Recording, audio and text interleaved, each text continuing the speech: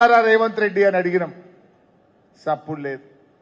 ఇవాళ పొద్దునే తుమ్మల నాగేశ్వరరావు మాట్లాడుతుండు, ఏ రుణమాఫీ మొత్తం అయిపోయింది, మొత్తం అయిపోయింది. మరి మా జడ్చర్లలో మా తమ్ముళ్ళని అడిగితే సగం మంది మాకు ఇంకా రుణమాఫీ కాలేదంటుండు. రేవంత్ రెడ్డి ఎంత జూటే బాజ్ బట్టే బాజ్ అంటే దేవుడు మీద ఒట్టు పెట్టి పాలమూరు బిడ్డల గౌరవాన్ని తీసేసింది. పాలమూరు బిడ్డలంటే ఎంత మంచోళ్ళు, స్వచ్ఛమైన పాల లాంటి వాళ్ళు, మాట అంటే మాట మీద నిలబడే వాళ్ళు, ప్రాణం పోయినా సరే మాట తప్పని బిడ్డలు పాలమూరు బిడ్డలు. కానీ రేవంత్ రెడ్డి ఇలా పాలమూరు పరువు తీస్తున్నాడు. పాలమూరు బిడ్డకింత తప్పుడు మాట్లాడతాడా, దేవుని మీద ఒట్టుబెట్టి మోసం చేస్తాడా అని ఇలా పాలమూరు పరువు తీసే విధంగా రేవంత్ రెడ్డి యొక్క ప్రవర్తన ఉన్నది. ఒక్కసారి రుణమాఫీ గురించి చూద్దాం ఏం మాట్లాడిండో. రామక్క దేవాలయం శివుడి సాక్షిగా, సంపత్త సార్వమ్మ సాక్షిగా, వెయ్యి స్తంభాల గుడి సాక్షిగా, ఓములమ్మ సాక్షిగా, మాతర సరస్వతి మందిరం మీద వచ్చే చెప్తున్న కొమరవల్లి మల్లన్న సాక్షిగా, యూట్యూబ్ లో ఉన్న పెద్దమ్మ సాక్షిగా నేను మీకు మాట ఇస్తున్నా. ఈ కొత్త గడ్డ మీద నుంచి మాట ఇస్తున్నా. గురుమూర్తి స్వామి సాక్షిగా, ఆర్మూర్ సుద్దుల గుట్ట సాక్షిగా, అనంతగిరి కొండల్లో ఉన్న పద్మనాభుడి సాక్షిగా, నేను యాదగిరిగుట్ట లక్ష్మీ నరసింహస్వామి ఆనగా మాటిస్తున్నా. మెదకు చర్చి సాక్షిగా, 7 పాయల దుర్గమ్మ సాక్షిగా నేను మాట ఇస్తున్నా. పాలమూరు మిత్రుల సాక్షిగా, జాంగీర్పేట గారి సాక్షిగా నేను మాట ఇస్తున్నా. ఫెడరల్ సాక్షిగా, బాబోజీ సాక్షిగా నేను మాట ఇస్తున్నా. భద్రాద్రి రాముడు సాక్షిగా నేను మీకు మాట ఇస్తున్నా. అక్కడి సూర్యుడు ఇక్కడ ఉదయించిన, భూమి ఆకాశం తిరగబడ్డా, తుఫానులు వచ్చినా, భూకంపం వచ్చినా, భూమి బద్దలైనా నేను మాట ఇస్తున్నా. 15 ఆగస్టు లోపల తెలంగాణ రైతాంగానికి 2 లక్షల రూపాయల రుణమాఫీ చేసి తీరుతా. 2 లక్షల పైన ఉన్న రైతులు ఎవరు ఆందోళన చెందాల్సిన అవసరం లేదు.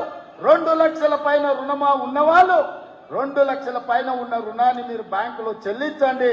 మీరు చెల్లించిన మరుక్షణం ఆ 2 లక్షల రూపాయలను కూడా మీ ఖాతాలో వేసే బాధ్యత మా ప్రభుత్వం తీసుకుంటారని చెప్పి నేను ఆ రైతాంగానికి తెలియజేస్తున్నా. ఈ మాట నమ్మి 2 లక్షల మీద పైసలు కట్టిన వాళ్ళు ఉన్నారా? ఇంట్లో ఉన్నారా? ఉన్నారు. ఓ ఇంతమంది కట్టిరు.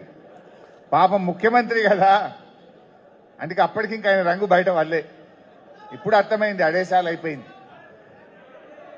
ముఖ్యమంత్రి కదా అని నమ్మి ఆ 2 లక్షల మీద రూపాయలు కూడా 3 రూపాయల మిత్తికి 2 రూపాయల మిత్తికి తెచ్చి డబ్బులు కట్టింది. ఇలా వాళ్ళకు కూడా రుణమాఫీ కాలే. ఇలా ఏమైపోయింది రేవంత్ రెడ్డి వల్ల? ఆయనకెట్లా పరువు లేదు, ఆయనకెట్లా గౌరవం లేదు. ముఖ్యమంత్రి అంటే ఆయన గౌరవాన్ని ఆయనే దెబ్బతీసుకున్నాడు. కానీ ఆ కుర్చీకున్న విలువ కూడా ఇవాళ తగ్గిపోయే పరిస్థితి ఏర్పడ్డది. ఇవాళ రుణమాఫీ విషయంలో రైతుల్ని ఇవాళ దారుణంగా మోసం చేసిండ్రు. ముందు బ్యాంకర్లను అడిగిండ్రు ఎన్ని డబ్బులు కావాలంటే 40,000 కోట్లు కావాలన్నారు. అసెంబ్లీలో గవర్నర్ ప్రసంగంలో రుణమాఫీకి 35,000 కోట్ల రూపాయలు ఇస్తున్నామని చెప్పిండ్రు. మరి చేసింది ఎంత?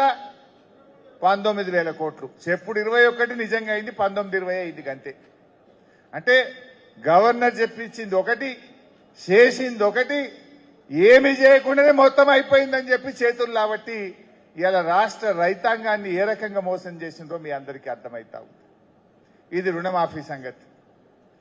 ఇంకా మన కేసీఆర్ గారి గురించి మాట్లాడుకోవాలంటే ఇలా రేవంత్ రెడ్డికి కేసీఆర్కు ఉన్న ఒక తేడా కూడా మీకు చెప్పాలి. ఎన్నికల ముందు హామీ ఇచ్చి మాట తప్పుడు రేవంత్ రెడ్డి వంతు. ఎన్నికల్లో హామీ ఇవ్వకపోయినా ప్రజలకు ఏం కావాలో తెలుసుకొని చేసిన నాయకుడు కేసీఆర్. రైతు బంధు మనం ఎన్నికల ముందు హామీ ఇచ్చినామా? ఎన్నికల్లో చెప్పకపోయినా రైతు బంధు ఇచ్చిన నాయకుడు కేసీఆర్. కళ్యాణ లక్ష్మి ఇస్తామని ఎలక్షన్ల ముందు చెప్పినామా?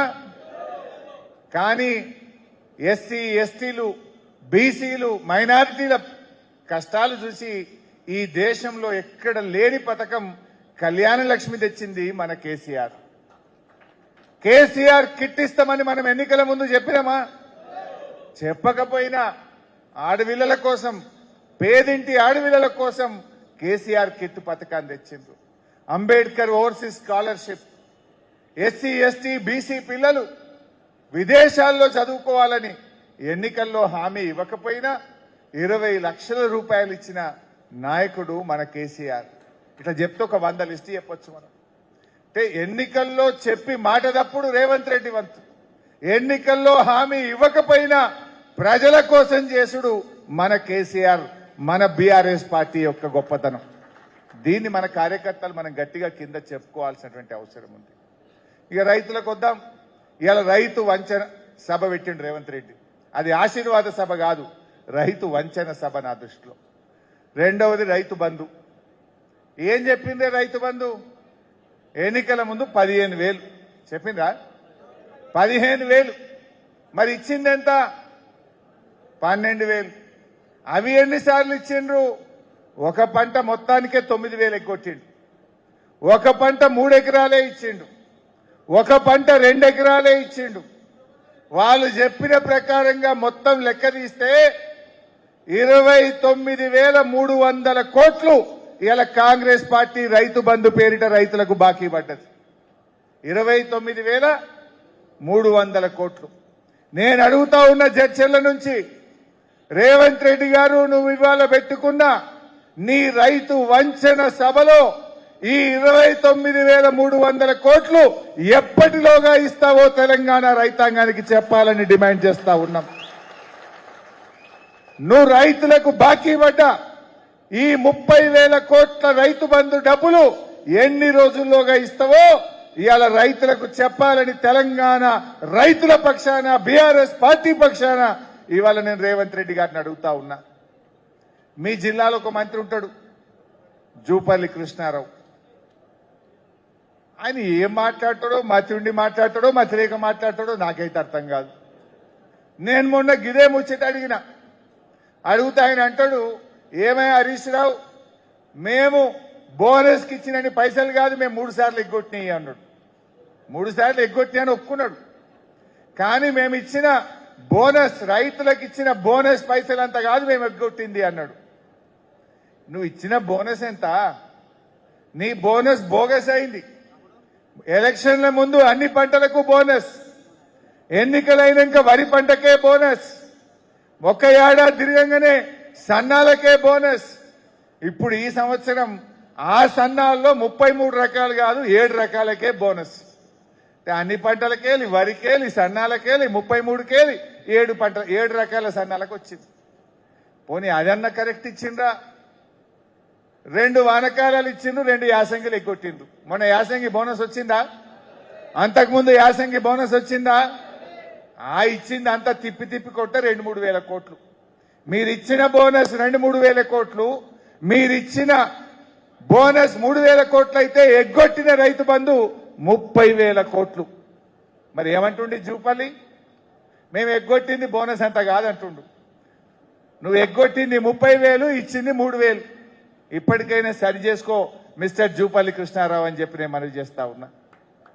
అంటే బోనస్ చూస్తే ఇట్లా మోసం చేసిండ్రు, రుణమాఫీ చూస్తే అట్లా మోసం చేసిండ్రు, మరి రైతు బంధు చూస్తే ఎట్లా మోసం జరిగిందో మీరు చూసిండ్రు. ఈ 3కు పోతే ఇక యూరియా. కేసీఆర్ గారు ఉన్నప్పుడు ఎప్పుడైనా యూరియాకి ఇబ్బంది అయిందా? ఏ రోజన్నా మీ ఆటో డ్రైవర్ చెప్తే 4 బస్తాలు ఇంటికాడ వేసిపోయింది. ఏలే మా లక్ష్మారెడ్డి గారు అయితే ఎంబడబడి తెప్పించి పెడుతుండే. స్టాక్ ఫుల్ గోడౌన్లు కట్టించి స్టాక్ పెట్టించాడు. కానీ ఇలా యూరియా కావాలంటే యాప్లు పెట్టిండ్రు. యాప్ ఉండాలన్నా రద్దు కావాలన్నా?